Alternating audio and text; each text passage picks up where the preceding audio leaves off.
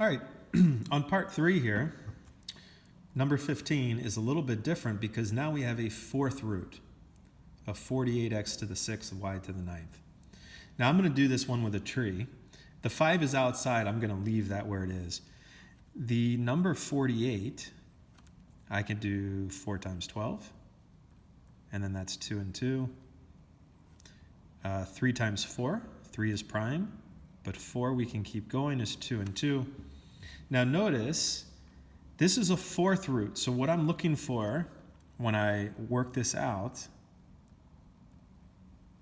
now I'm looking for groups of 4 that I can pull out of this radical. Now the number 48 is 2 times 2 times 2 times 2 times 3. This is a group of 4. That's a perfect fourth. That would be 16. And the fourth root of 16, I can pull that out. That's just 2. The 3 is by itself. That's going to stay like it is. Now, x to the 6th, think about how many groups of 4 would go into this. And we could say x to the 4th, that's a group of 4, and then there would still be 2 x's left over multiplying. Now, how many groups of 4 would go into 9? Well, that would be 2 groups of 4. That would be y to the 8th, but there would still be a y left over. So we're going to pull out the fourth root of x to the 4th. That's one group of 4. And then y to the 8th is 2 groups of 4, so that's y times y, or y squared.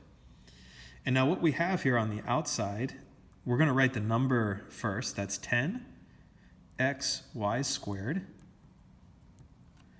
Now what's left over? That is a fourth root. I need to put the index there. We still have a 3, an x squared, and a y. And that's the answer to 15.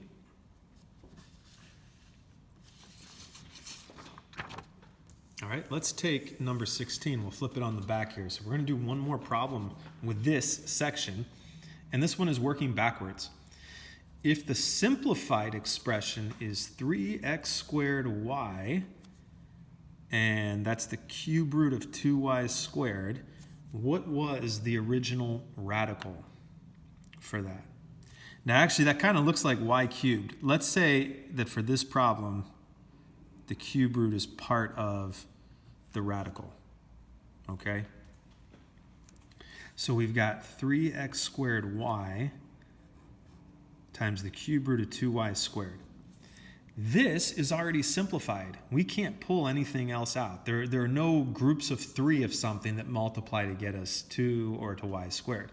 What we want is the original cube root of something. Okay, so we're going to take the outside numbers and we're going to put them back in here.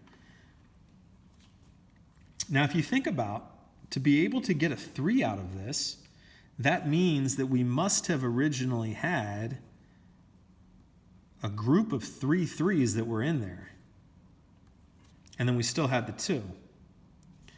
For the x squared, that means we must have had 2 groups of 3x's.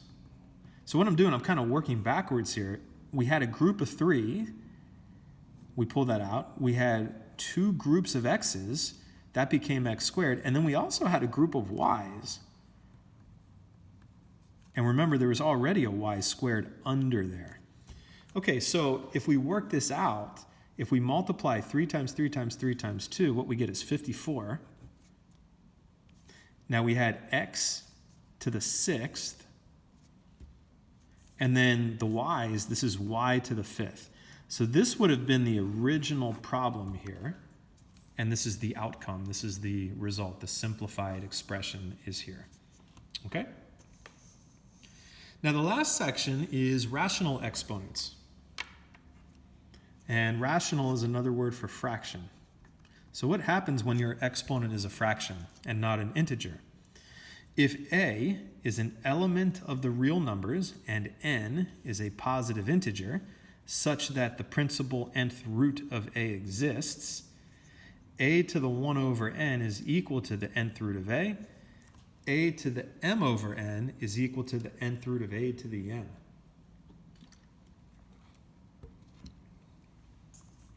So what we have here is the exponential form, and then we're changing that to the radical form.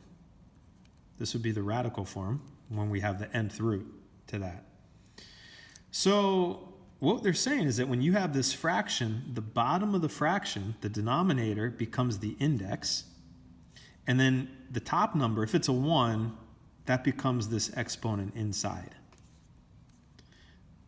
A to the m over n, the denominator is the index, and the numerator becomes the exponent. So if I said, for example, 25 raised to the 1/2,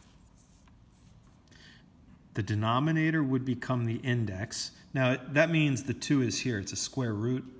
We don't write the 2 though for a square root. And this would be 25 to the first. Oh, wait a minute, that's the square root of 25, which is just 5. So let's see if this actually checks out here.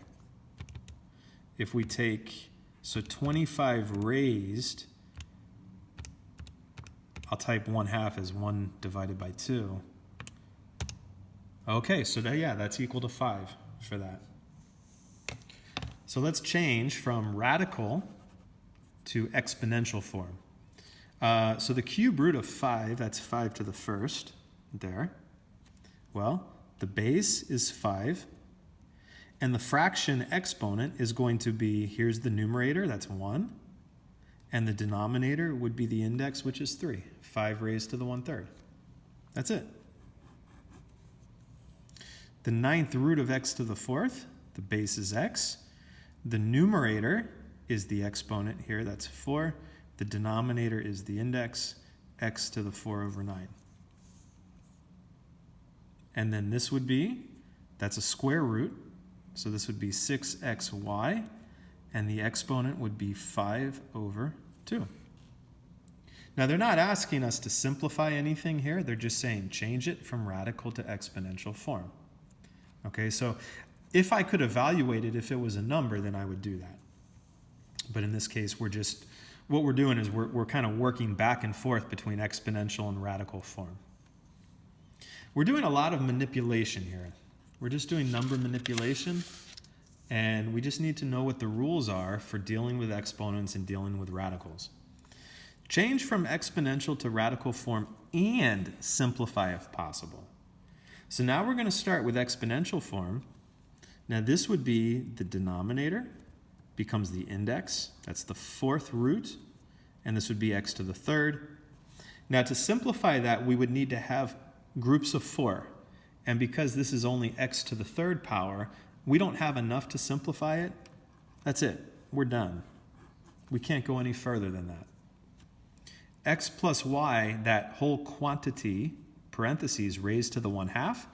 The denominator is the index, square root, and this would just be x plus y to the first, but that's the same thing as the square root of x plus y.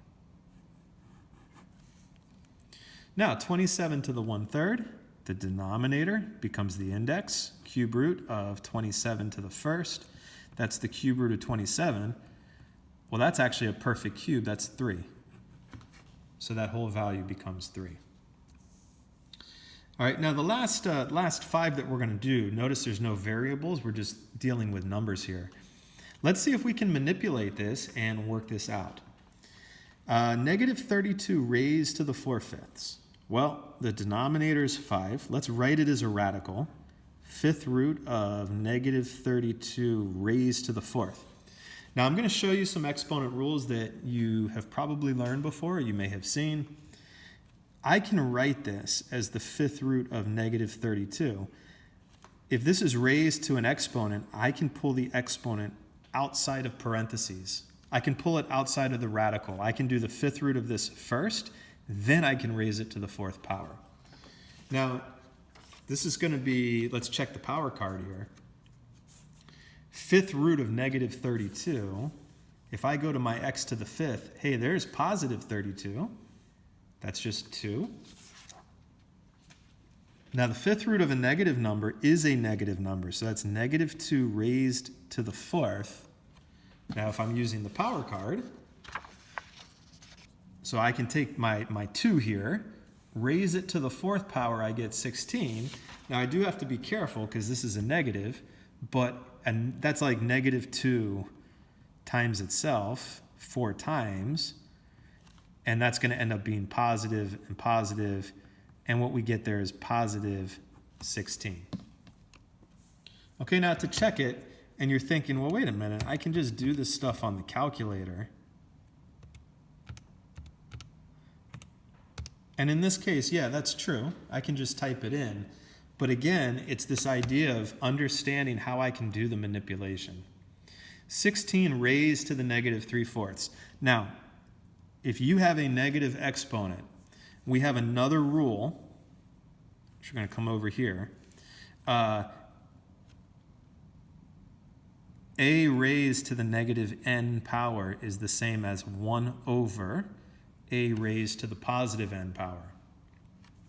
If I take, for example, 5 raised to the negative 1, that's the same thing as 1 over 5 raised to the positive 1. Now as a decimal, that would be 0.2. 1 over 5. Okay? So what I'm going to do here with this negative exponent is I'm going to write this as 1 over, I want to make the exponent positive first. 1 over 16 raised to the 3/4. Now I can take this, let's change this into a radical. That would be the 4th root of 16 to the 3rd, but I'm going to pull this exponent outside of there. The 4th root of 16 is 2, so that's really 2 raised to the 3rd, which is 8, and the answer is 1 over 8. It's a lot of computation. So one of the things about this, yes, you can use your calculator, but this is a great way to practice doing computation with square roots, with exponents as well. Because if you can do a lot of this in your head, it just makes it faster. Now, for number 25, we have 12 to the 2/3 times 12 to the 4/3, and then all of that raised to a fraction exponent, rational exponent. First thing I want to do, though, is I want to simplify what's inside here. Since these have the same base, when you multiply and the bases are the same, what we do is we add the exponents. And that becomes 12 raised to the 2 over 3 plus 4 over 3. That's actually 6 over 3, which is 2. So this is 12 raised to the 2nd, raised to the 3 over 2. Okay, now another rule for exponents is if we have a squared and we raise that to another power, we multiply the powers together. That's a to the 6th. So I'm showing you some of these general rules on the side. So now I could do this and say, hey, that's 144, and then go ahead and work this out. But if I have an exponent raised to another exponent, I can do 12 to the 2 times 3/2, which is just 12 to the 3rd. And then 12 to the 3rd, I actually don't have that memorized. 1,728. One of the things about this, though, is that there's different ways that you can look at it. Again, I could have gone from here and said, all right, 12 to the 2nd is 144. And then I could take this and write this. The denominator becomes the index, square root of 144 raised to the 3rd power. And then, oh, that's 12 raised to the 3rd. And that gets us to the same place. Okay? If we divide variables, or divide and the bases are the same. So if I say x to the 7th divided by x to the 4th, the rule is we subtract our exponents. So this would be 125 raised to the 1 over 3 minus 2 over 3, which is 125 to the negative 1/3. I'm going to write that as a positive exponent, so I'm going to take the 125, move that to the denominator of the fraction, and then that's positive. The exponent becomes positive when I do that. That's 1 over, this would be the cube root of 125. Oh, that's a perfect cube. That's 5. So what we get is 1 over 5. And there we go.